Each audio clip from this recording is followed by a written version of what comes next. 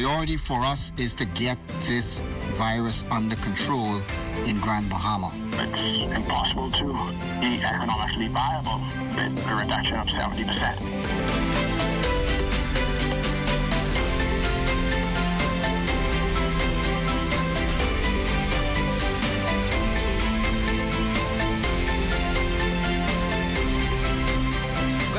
Still seeing a surge in COVID-19 cases as the island-wide lockdown continues. Good morning, everyone. I'm LaDawn Davis, and this is the Morning Edition. Thank you so much for waking up with us. Monday alone saw 40 cases nationwide, with Grand Bahama leading with over 20 confirmed cases. New Providence came in close second with 16 new figures. Both Exuma and Cat Island are now reporting 3 cases of the coronavirus. The country's COVID-19 count now stands at 382. Meantime, it's been roughly 5 days since the nation's second city was under a 2-week lockdown, and according to the minister responsible for Grand Bahama, Senator the Honorable Kwesi Thompson, the period has been relatively quiet. Senator Thompson says while Grand Bahamians are adhering to the necessary safety protocols and taking this virus seriously, the government is striking a balance between not only reviving that island's economy, but the health concerns of our residents. The priority for us is to get this virus under control in Grand Bahama. That really is and has to be the focus of everyone. And we really cannot do it unless we unite and we do this together. Our numbers most certainly are way too high. It is something that we have to get under control. The spread is way too high, and we have to get this under control. And so the actions taken by the government, yes, they have been difficult. Yes, they have been tough, but they are absolutely necessary. Now, when it comes to concerns raised by residents about food availability on the island, Senator Thompson assured residents that there are no shortages of food there. First of all, the government has ensured that the National Food Program, which has a branch here in Grand Bahama, which is the Grand Bahama Feeding Program, is continuing their work. To date, they have supplied some 4,500 vouchers to families that are in need here in Grand Bahama. We are continuing to do that. The grocery stores are open, and so we are continuing to provide those necessary vouchers so that families who are in need are able to be supplied. Persons are able to sign up on the website, www.feedgrandbahama.com. We've also spoken to all of the food suppliers here in Grand Bahama. They are doing well in terms of food supplies, so we should not have a shortage here in Grand Bahama, as well as we are continuing with those cargo items, and we are continuing with shipping goods into Grand Bahama. Lucayan Medical Center in Grand Bahama is now offering curbside COVID-19 testing. Administrator Dr. Marcus Bethel says this new service is a partnership with Doctors Hospital here in the capital. Dr. Bethel says initial swabbing is done at the center, then later forwarded to the capital for further examination. We're only collecting specimens on this end from the public as they may request. The actual tests are done in Nassau at Doctors Hospital Laboratory, where they have the necessary equipment to do the PCR testing. The requirement to transfer the spots to Nassau is impacted by the turnaround time is impacted by the lockdown and the movement of courier services to and from Nassau. We have had a steady flow in the hours that the curbside testing is being done. As word of the services are becoming available, more and more people seem to be showing up for the particular testing. With 3 confirmed cases in Exuma, all efforts are now being made to limit the spread of COVID-19 on that island. Administrator Ivan Ferguson says the discovery has interrupted several government services, and he and his staff are now under self-quarantine for 14 days. We have to submit a temperature check every day by the local health facility. And so the contact tracing on Exoma is working very well. My staff have told me that they've had many sleepless nights just the thought of contracting this virus. And so persons who have never gone through self-quarantine, it is not an easy feeling at all.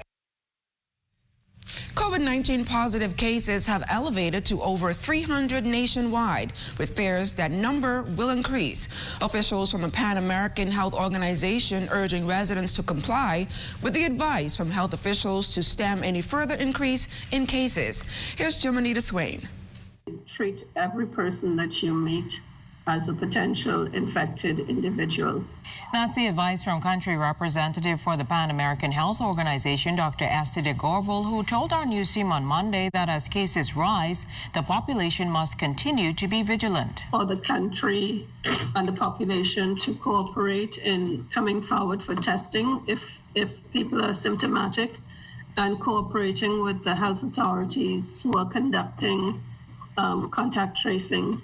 There are very limited opportunities for public health intervention with this virus. And the only way in which we can interrupt transmission chains is by identifying cases, isolating them, and testing their contacts.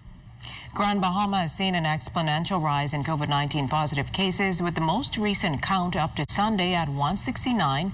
The competent authority, as a result, has reestablished lockdowns and a new curfew in a bid to stem the spread. We know that asymptomatic infection is possible with this virus, and you cannot vouch for the persons you meet in a social setting or even in your workplace. You cannot vouch for their interactions outside of the setting in which you meet them. They may be coming to work, or if you're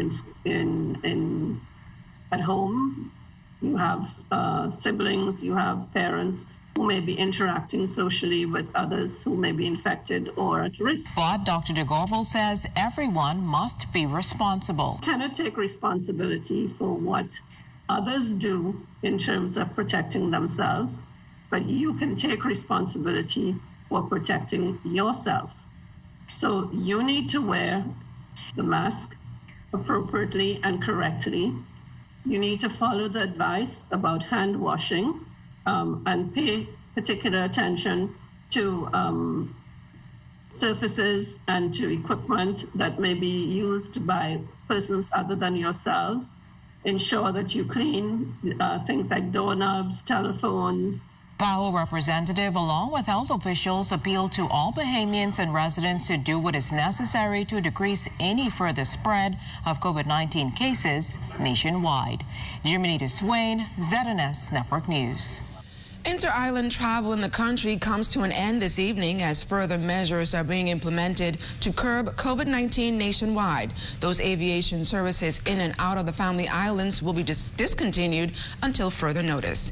Meantime, the national airline will conduct its final domestic flights today, and despite the resumption of commercial flights in and out of the Bahamas, Bahamas Air has now suspended all commercial flights as well. The airline's chairman, Tommy Turnquest.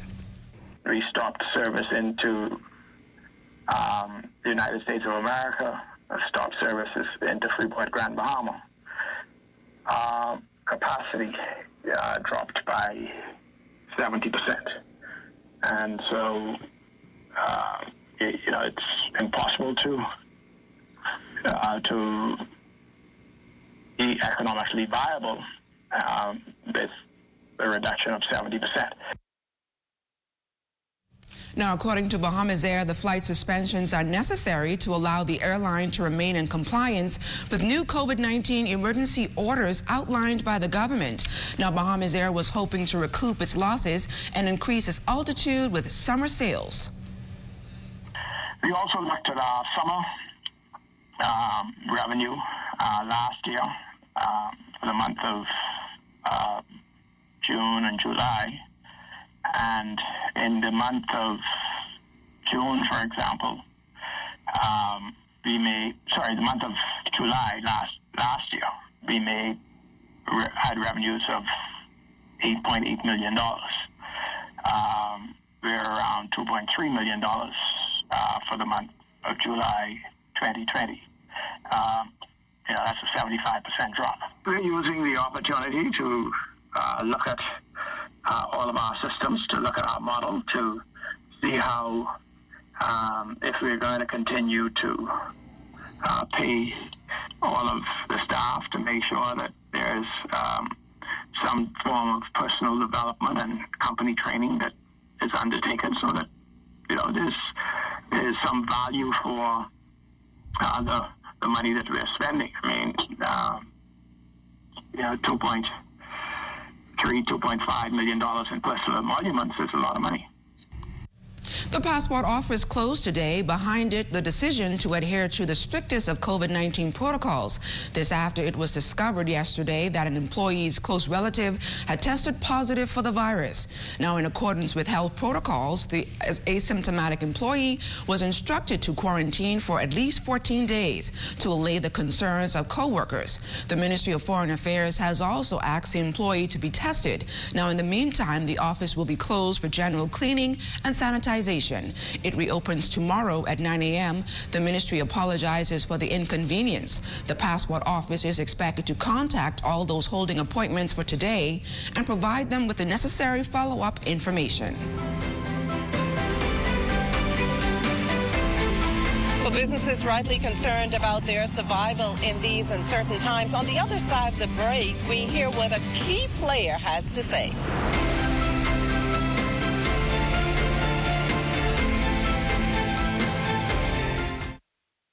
Bonaventure Medical Laboratory at East Avenue, Centerville and Sandyport celebrates 20 years of providing quality laboratory services with timely results. While partnering with your physicians and insurance companies, we have expanded into our modernized facility providing EKG testing, the latest in gonorrhea and chlamydia STD tests, rapid tests, paternity screens, online reporting of results, and also phlebotomy training. Visit or call Bonaventure Medical Lab, open daily at 7:30 a.m. and Saturdays at 8 a.m. or visit our Sandyport or Southside Clinic locations. We Buy You Sell offers the best in impact windows and doors. The first line of defense in protecting your home and family with premium designs and affordable pricing. We can make your dream home a reality. We also stock a wide variety of tiles such as porcelain, mosaic, and plank tiles. We offer the lowest rates in the country. Located at number 163 Robinson Road. Call 677-2856 or 324-6427. We Buy You Sell. Come and see us today. We'll be with you through new beginnings and sunset endings, through toil and many tears, through the joys and many fears. For all of life's ever-changing moments, trust J.S. Johnson Insurance Agents and Brokers for all of your insurance needs. J.S. Johnson Insurance Agents and Brokers, giving you peace of mind. Hi, welcome to Dream Girls. We offer a wide variety of hair care, and your everyday beauty needs. Here at Dream Girls, we carry a wide variety of products for natural or relaxed hair, such as ORS, Care, and Shea Moisture. We also carry a large selection of weaving, braiding, and crochet hair. You can expect to find a private wig room, a large variety of products, and service with a smile. Whether you're shopping for a party, a corporate event, or your everyday working woman, Dream Girls can make your dream become a reality. Live your dream, experience your dream, Dream Girls. We have 3 convenient locations to serve you. Village Road Shopping Center, Prince Charles Shopping Center, and Legacy Plaza located on Prince Charles next to BTC Cash and Go.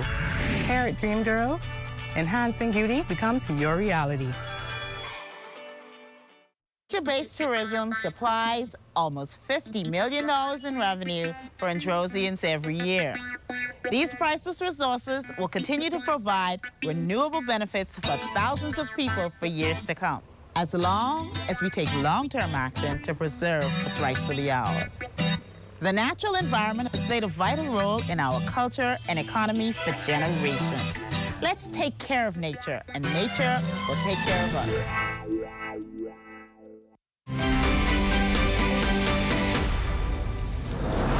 The business community is expected to experience a major blow from the second wave of COVID-19 now impacting this country. With a discussion on the issue, we join Makushla Pinder live with a local business expert. Good morning, Makushla. Yes, LaDawn, joining us this morning is Hubert Edwards, chair of the Bahamas Employers of the Bahamas Chamber of Commerce and Employers Confederation's Economic Development and Trade Division. Welcome back to the Morning Edition, Mr. Edwards. Thank you so much for having me. Well, driving around town, we see a number of businesses up for sale, business complexes up for sale. You know, it's safe for us, of us, to presume that it's because of COVID.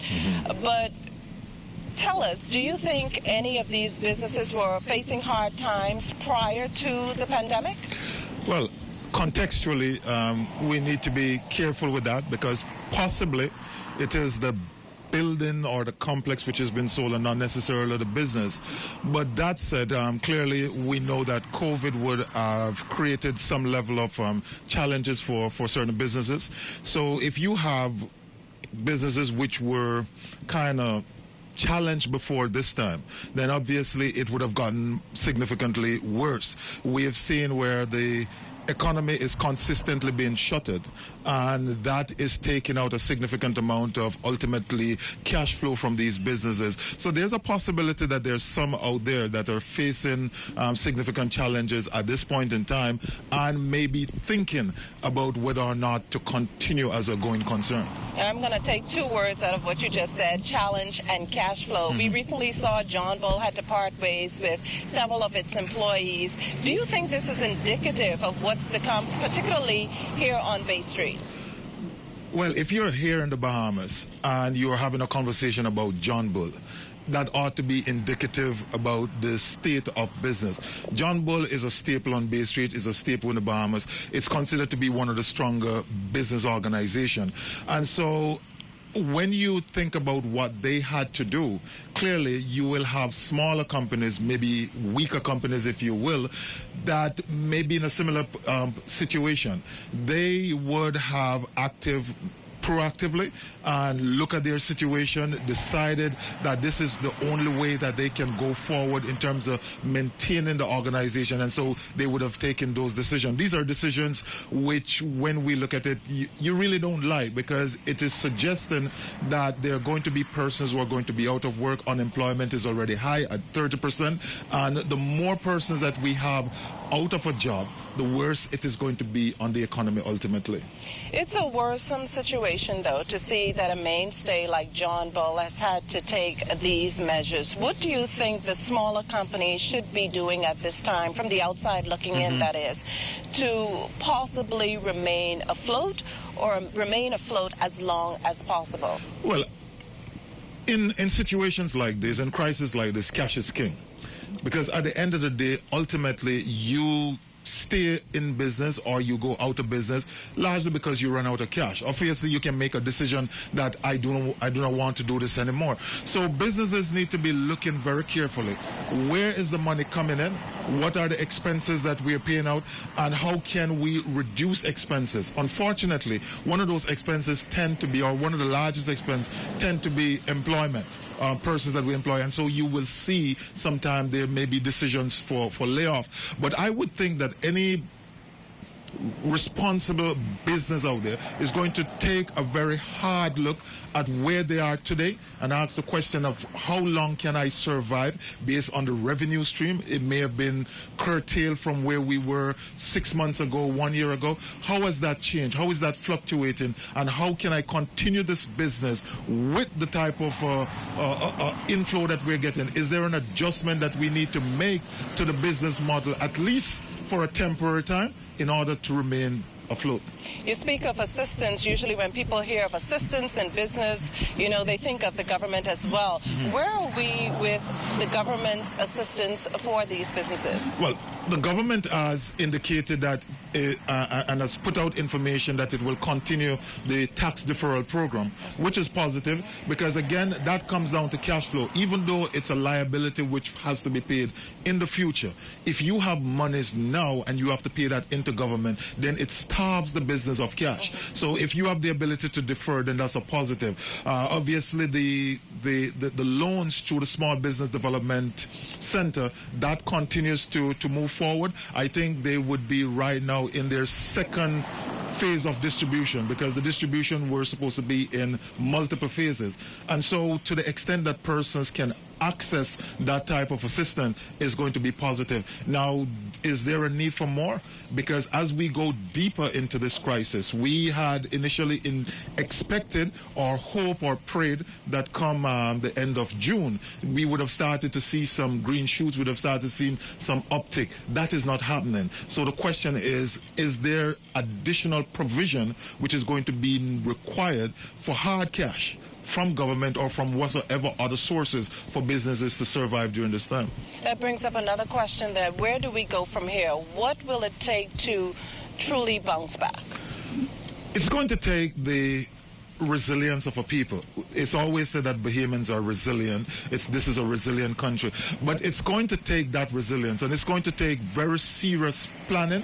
It's going to take a significant and deep amount of political will to make the adjustment and to do the changes which are necessary. We are going to have to get to the place where we cut the fat, where we fix the leaks, where we cut out the corruption, where we improve productivity in the public sector, where we have greater innovation in the private sector. We have to get to a place where all sectors, the private sector, the public sector, and the social sector, are working together in concert significantly and towards some sort of a strategic outcome, a very clear vision to say we have to move our country forward. The days of tinkering with the things that we usually tinker in, I think are gone. The Bahamas is at a place right now where if we do not take fundamental action, we could further impact this country going forward.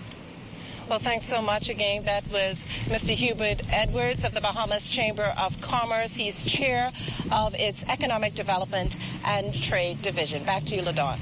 Thanks a lot, Makushla. The future of regional tourism is a major concern for those in the #1 industry. However, regional tourism expert Frank Comito says restrictions and overall national and regional efforts to cut the COVID-19 spread will bring positive results in a now stagnant industry. Here's Lloyd Allen. COVID-19 continues to impact tourism in the country and across the region. And helping us to make sense of these changes is veteran tourism professional, Mr. Frank Comito. Good morning, Frank, and welcome to the Morning Edition. Good morning, Lloyd. Thanks for having us. Now, referencing the region, heavy hitters like Barbados and Jamaica, 110 and 842 positive COVID-19 cases respectively. Do you think lower overall numbers will work as a kind of silver lining to attract visitors once borders reopen and leisure travel resumes? Well, I mean, we have regular briefings with international travel advisors and other stakeholders in the industry, people who actually generate business for tourism, for the industry and the countries and destinations throughout the region.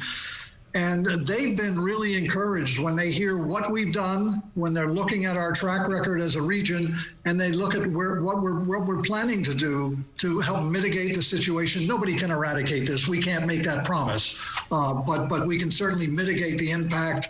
And so there's a lot of positive buzz out there in the travel industry about what the Caribbean has done. And while these short-term measures are incredibly painful and they have real-life impacts on people's lives, livelihoods, business survivability, government tax revenue, and so on, it really is in our long-term gain benefit to take some of this short-term pain and so that we can get out of this faster and better. So just reiterating on your point, you referenced restrictions. Do you foresee that as one of the strongest means of really surviving this whole situation of COVID-19? Well, we want to minimize restrictions. We want to maximize preventative measures like testing, like social physical distancing, like face coverings or face masks or whatever, like the protocols that are necessary to be able to deliver food, service food, ground transportation. Every stakeholder in our country, in our destinations, every state, every citizen, every resident is a stakeholder and has a responsible role to play. So, while it's painful seeing what the Bahamas is going through right now, I've been encouraged to see the proactive measures that are taking place. They're difficult, but they're necessary. I'm just very hopeful. We've been through a lot of situations. My many years in the Bahamas, 2 decades in the Bahamas, we went through a lot of hurricanes and other turmoil and 9/11 and so on, and we bounced back. We got back. This obviously this is a whole another level of a crisis, but we have the resilience. We have the ability to bounce back, and we will. Now, I'm encouraged. Ultimately, we will come out of this. Mr. Frank Comito, thank you for your time and continue to stay safe. Thank you. Bye-bye. Thanks a lot, Lloyd. Meantime, a female police officer making the rounds and along the way leaving her footprints for many to follow. Here's Charles Fisher. First female command officer in charge of the Central Police Station. Also the first female to head the tourism unit from 2005 to 2009. 37 years on the job for Chief Superintendent Mary Mitchell, and for her, protection and honor is all she knows. Tourism is our #1 industry, and so without that, we have to protect that, just the nature of the tourism mecca with all of those tourists into the city, and it was really challenging. You have to be firm and fair, and being a woman of discipline. And so it felt right in. And it also, what it did, it causes me to be more experienced with this position that I have now as the officer in charge of Central, which includes tourism, even though the tourism unit today stands on its own outside of Central, but it's still within Central policing responsibilities. Having spent around half a career in the downtown area, she has seen some changes in the tourism unit. Back then, it was the town center unit, and now it's the tourism unit, and that unit consisted of about 50 to 60 officers, and we were basically responsible for policing just that Bay Street, the Wood Rogers Wharf, that tourism area. You know, the challenge came in where we had sometime 5, 10,000, 20,000 tourists when you have 5 or 6 cruise ships come in. And the unit was formed as to eliminate the fear of crime in the city when it comes to tourism. And you know, police presence says a lot about that. If police are present, it minimizes the fear of crime in that. And so we had that awesome task to be responsible for the city-centric, to prevent all of the vagrants, the hawkers, the peddlers, the drug peddlers from coming into the city area. So with so much history in her eyes, how can she look at things and say this was this? I have seen a change, reference to the old and the new of the day. We do not have the magistrates' courts has moved, the central detective section that has moved, but you still have the increase of the business mecca in the downtown area. That has not changed. We still have the busing system, so we still have that influx of pedestrian traffic and the motoring public that have to traverse through the city area in order to get from one destination to the next. The changes most of the changes comes reference when it comes to technology. And we are upline with that. And so all we try to do is to maintain that presence on Bay Street to eliminate that fear factor. And with downtown being the city hub, it's always busy. There are things that happen over the hill that happens in town. Downtown proper, we see crimes of just about every nature that occurs in. We have the robberies, we have the purse snatchers, we have the drug peddlers, we have the shop break-ins, we have the house break-ins. And so you find that it is something that we can manage because it is a more smaller area to manage all in one setting. But we have our fair share of crime. But what we try to do, we have a crime strategy that we use. The more police presence, the less crime that we will have. And we try to have that rotation on a 24-hour basis. COVID-19 somewhat has slowed the busy downtown area. So during this time, Superintendent Mitchell and her team are using it to assess. We are less active when it comes to the pedestrian traffic and also the motoring public. So what we are trying to do, we are trying to put the initiatives in place as a preventative measure as the country opens up in phases. And so with that said in mind, we still have a parking problem, we still have the vagrant problem, we still have a lot of problems that we can actually put a hand on at this time during COVID because it's less active in the city at this time. In part 2 of our interview with Superintendent Mitchell, she will speak on the changes in policing of the downtown area. For the Morning Edition, I'm Charles Fisher. Fisher, thanks a lot. For the fall semester, faculty at the University of the Bahamas would be offering hybrid and blending learning environment to thousands of students enrolled at the premier institution due to the threat of the coronavirus. Earlier this week, university officials made the announcement in a statement that given the uncertainty of COVID-19, they are determined that the 2020-2021 academic term will continue in emergency remote operations, which means all classes will be conducted virtually. The Morning Edition caught up with the president of UTAB on the impact COVID-19 and virtual learning will have on faculty and students. In a few months, the fall semester for faculty and students at the University of the Bahamas will commence, but classes will be conducted virtually due to the high surge in COVID-19 positive cases in this country. President of the Union of Tertiary Educators of the Bahamas, Daniel Thompson, gave this example of how the blended learning process will work. I'm teaching this summer a statistics course. I have about 17 students enrolled in my class. We meet at a specific time.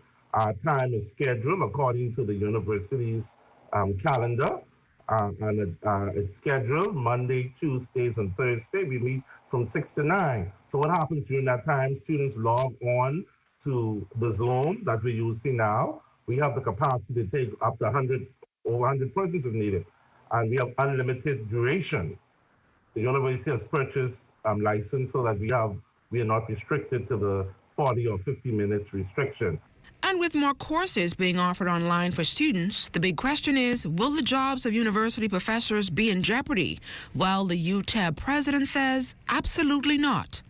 There's a greater need for more faculty. There's now a need for us, and I see it as an opportunity for us to acquire new skill set, because and so what has been happening over the summer, our faculty, they've been engaged, whether by themselves or through the university. They've been reskilling to prepare themselves to use these various platforms. And I can speak personally to it in that, before COVID-19, we didn't use Zoom. Some of us used Moodle as a teaching tool, but now all of us we have had to learn to use it. And so it requires certain skill set training, understanding how to set up exams, and to ensure quality control. Professors at the university are also concerned about additional compensation and provisions for virtual classes throughout the 2020-2021 academic year. Many of our faculty require upgrading of their current technology. Many professors need to purchase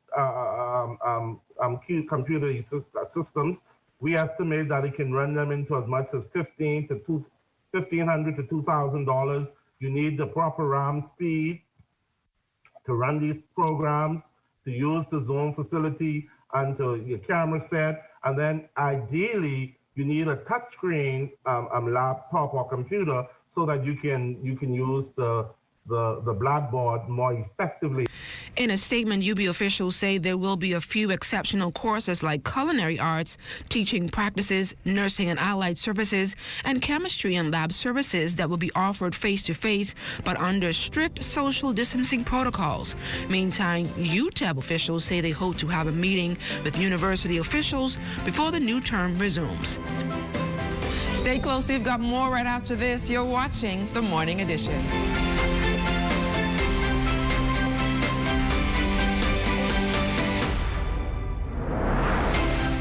Better days are here. Unlimited MiFi 140. Still connected? Believe in best. Alive. Here are your COVID-19 isolation tips. Protecting others while in quarantine or self-isolation. While in quarantine or self-isolation, use safety measures to protect yourself and community from spreading COVID-19. Being in quarantine or self-isolation can make you feel anxious or stressed. Ensure that you take care of your emotions. Physical distancing does not mean socially disconnected. Stay connected with family and friends digitally. Keep a daily routine.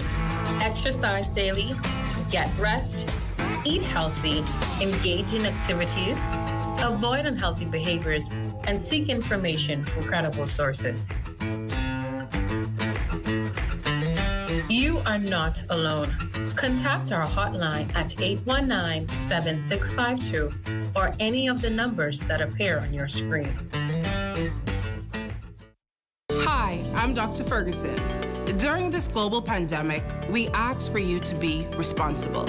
As we fight this COVID-19 virus together, we would like to encourage you to do the following. Wash your hands. Cover your mouth and nose with a flexed elbow or tissue when coughing and sneezing. Please practice social distancing by staying 6 feet apart. Avoid touching your eyes, nose, and mouth. If you must go out, wear a mask. We stay here for you. Please stay home for us. To those who are on the front line, we salute you as we continue this fight together. This message has been brought to you by the Ministry of Health in conjunction with GD Media Solutions and this television station.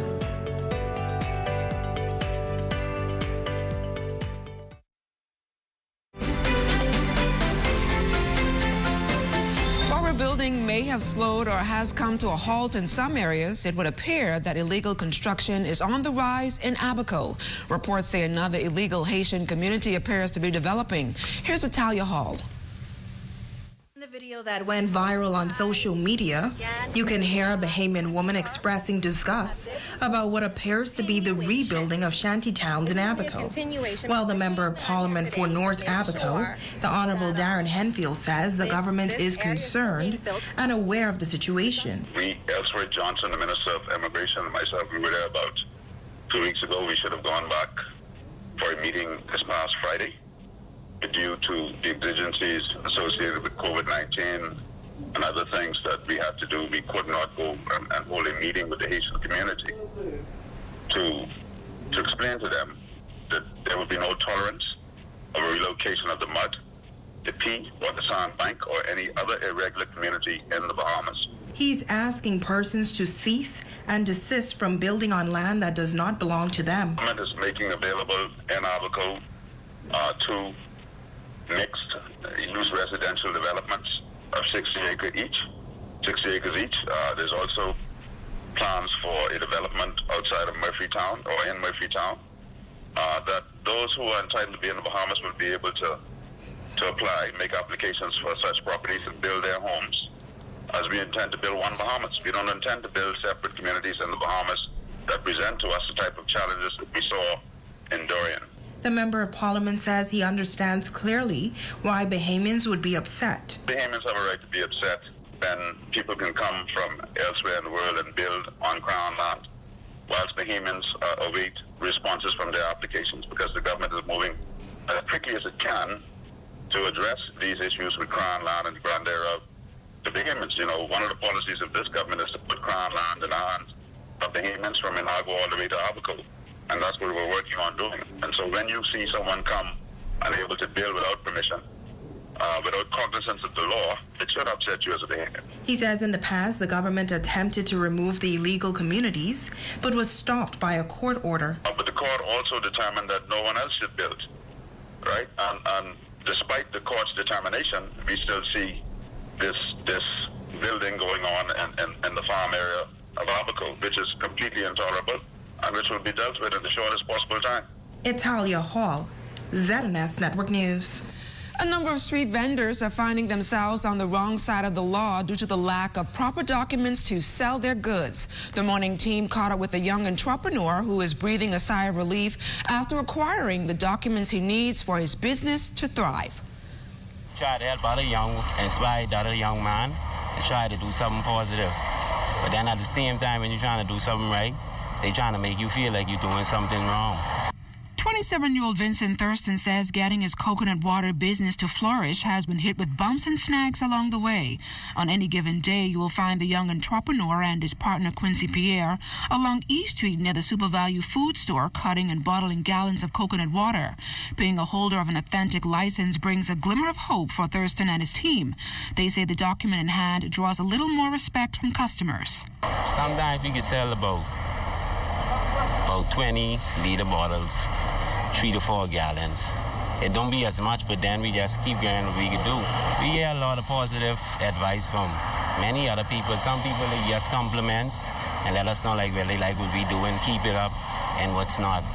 And I appreciate it for all those ones who give me those compliments. Those people know who they are, and I really appreciate it.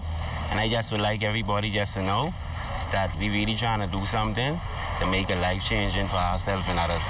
The business partners also strike down rumors that coconut vendors steal the H2O to make an honest living. For Thurston and Pierre, that allegation is far from the truth. We drive around and we ask people, and some people just want us clean their trees, sometimes in different things like that. And sometimes other people who come here, they just let us know like, well, they give us their contact and we just go by them or what's not, and then we just get coconuts like that. It just is work out in our favor. But Thurston says acquiring the license wasn't an easy feat, and separating his business from others operating illegally had to be done to make a profit. I had another location where we used to be at, and it wasn't working out. That's why I came home now, closer to home, because all my business license says you wins all in. But then, when the police started cracking on, and then a lot of other guys who we don't want to get labeled with those and get in the mix up. So we have to separate ourselves because a lot of people doing it too and other guys just be out there. So I try to come somewhere where else I could be by myself and don't get labeled for other people doing. Best of luck to Quincy and Vincent. As we begin your morning commute, let's check in with our Lloyd Allen, who is in the West Bay Street area of the capital. Good morning, Lloyd. The traffic report is sponsored by Bahamas First. First in insurance. A smooth flow of traffic into the downtown area on this beautiful Tuesday morning. Good morning, LaDon, and good morning, Bahamas. This morning, we're giving you your look at traffic. Again, this week, we're focusing on a number of police stations throughout the capital. This morning, we are reporting to you from Fort Charlotte. This is just west of Augusta and West Bay Street. As always, we're joined this morning by Sergeant Crestania Johnson from the Royal Bahamas Police Force Traffic Division, who's giving you an initial look at overnight traffic. A pleasant good morning to you and a pleasant good morning, Bahamas. Over the 24-hour period, we've had a total of 9 accidents, 7 traffic accidents involving damages, and 2 traffic accidents involving injury. There still remains 14 persons who are hospitalized as a result of being involved in a traffic accident. All right, so that's your initial look. Of course, we also want to advise motorists approaching the downtown area, particularly near the point, to be cautious of roadworks that continue.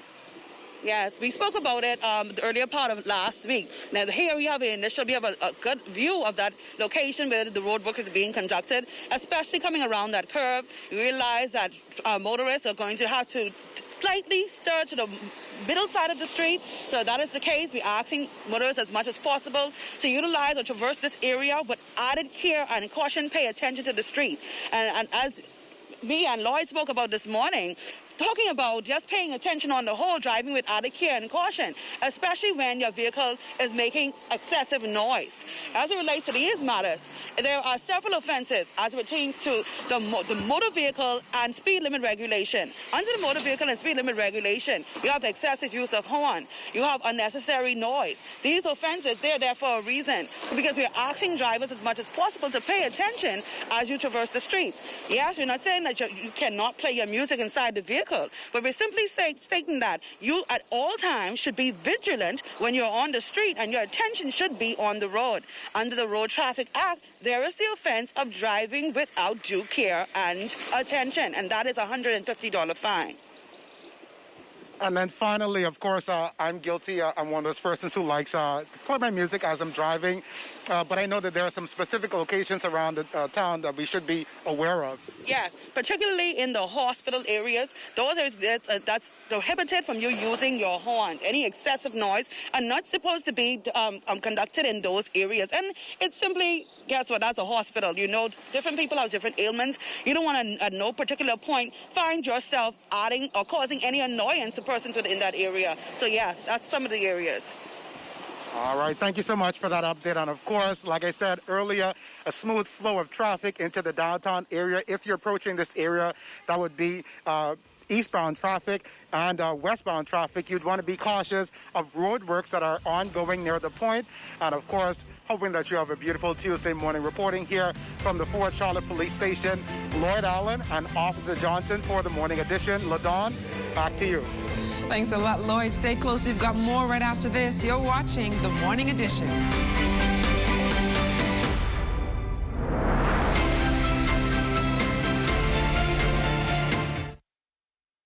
The Ministry of Health is working to ensure the safety of the Bahamian people. Help us minimize the risk that coronavirus poses to citizens, residents, and visitors by following these 5 easy steps. Step 1. Wet your hands with clean water, apply soap and lather for 20 seconds by rubbing them together. Include the top of your hands between your fingers and under your fingernails. Rinse your hands under clean water, then dry them with a paper towel or air dry them. Remember to wash your hands before and after eating, preparing a meal, changing a diaper, or caring for the sick, and always after using the bathroom, touching money, shaking hands, or taking out the trash. Step 2. Cough and sneeze in your elbow or upper sleeve, not in your hands, not in the air. Or you can cover your nose and mouth with a tissue when you cough or sneeze. Put your used tissue in the trash bin when you're finished. Remember to wash your hands with soap and clean water after you cough or sneeze. Also, remember never to spit on the ground, roads, or in open spaces. Step 3. Ensure that raw meat is properly handled and cooked thoroughly. Step 4. Avoid sharing drinking glasses, eating utensils like spoons and forks, or sharing personal items such as toothbrushes and towels. Germs can live on surfaces we touch, so wipe and disinfect surfaces where germs can live, and keep your surroundings clean. Step 5. Avoid close contact with anyone showing symptoms of respiratory illness, such as coughing or sneezing. Should you or anyone you know feel that you have been exposed to the coronavirus, contact the surveillance unit of the Ministry of Health immediately. To reach us, call 502-4776, 502-4790, or 502-4737. We want Bahamians and those that live with and visit us to remain safe from the coronavirus. To do this, we need the help of each and every one of you to follow the simple steps we have shared. Let's stay safe, Bahamas.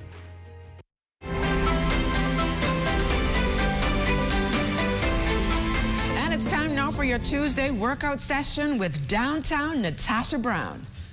Come on down, Natasha Brown has got you with the ultimate fitness. Don't give up on your journey. Good morning. This is Downtown, and I've got an awesome routine where you're working only on your abs. One of the reasons why I like this and I would like to share this with you is because of my athletic background. It will give you any type of abs look you are looking for.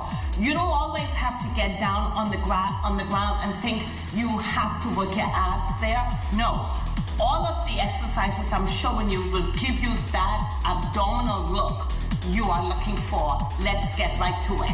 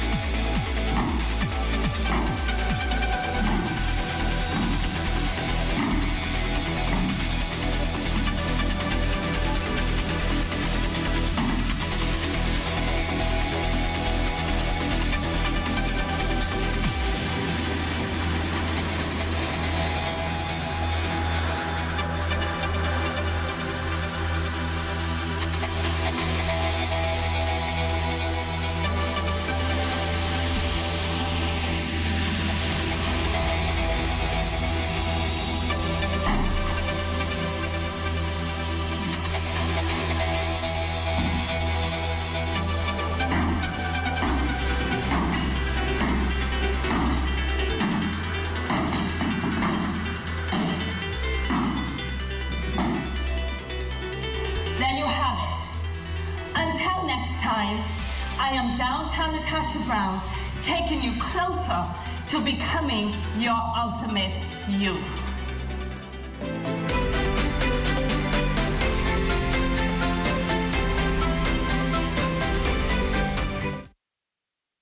It is important to take precautions to reduce your risk of getting infected with COVID-19, even when you go to the grocery store. Practice physical distancing that is 6 feet apart from others while you wait in line to enter the store. 1 person per household needs to go.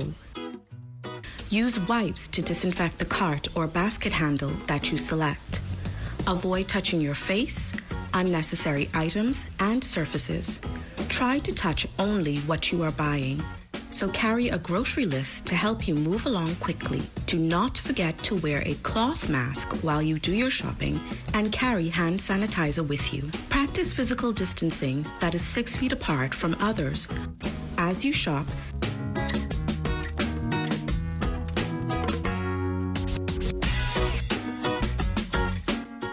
and at the cash register.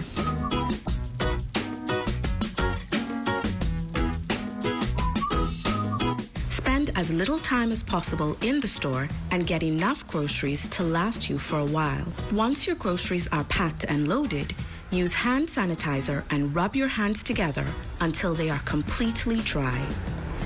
When you come home from the grocery store, take off your shoes at the door and put all of your grocery bags in one area. Disinfect your grocery bags. Rinse produce and wipe down cans and packages with soap and water before you put them away. Wash your hands thoroughly for 20 seconds when you are done. Wash your clothes and your reusable grocery bags. This message has been brought to you by the Ministry of Health in conjunction with the Broadcasting Corporation of the Bahamas.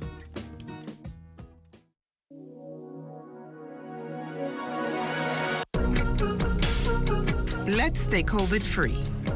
Remember the 3 S's: sanitize, social distance, and stay inside. Well, there's a profession that is not given much attention in the Bahamas until the annual hurricane season. This morning, Cleopatra Murphy tells us there's a call for more young people to join the profession of meteorology.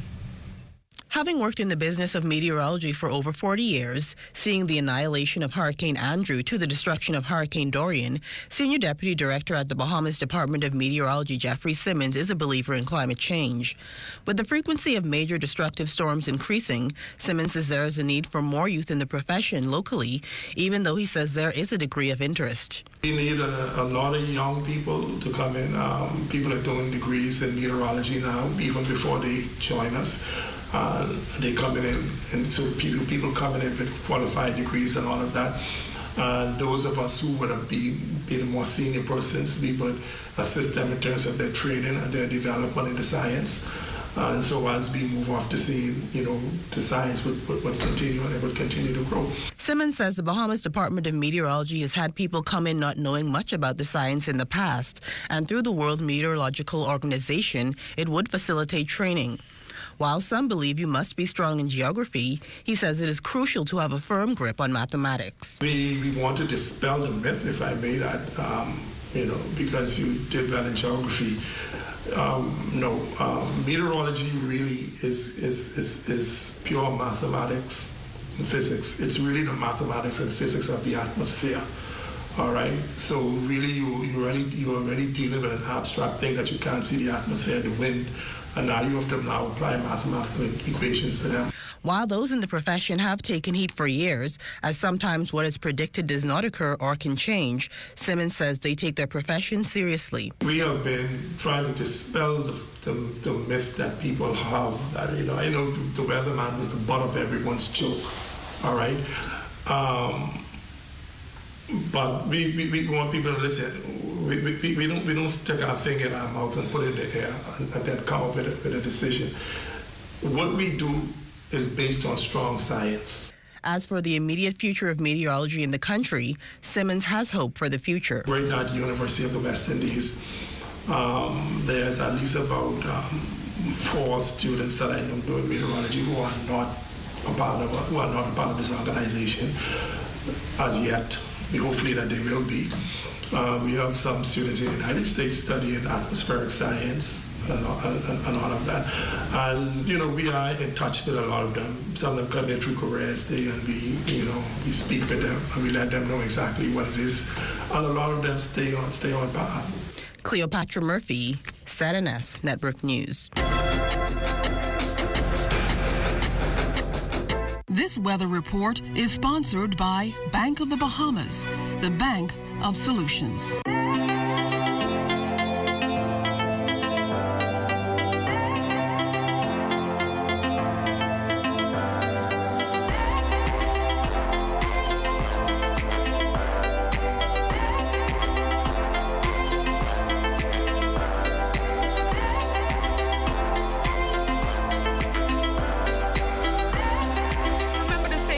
ZNS Network, your best choice for local, regional, and international COVID-19 coverage. For the entire morning team, I'm LaDawn Davis. Make it a fantastic Tuesday, everyone.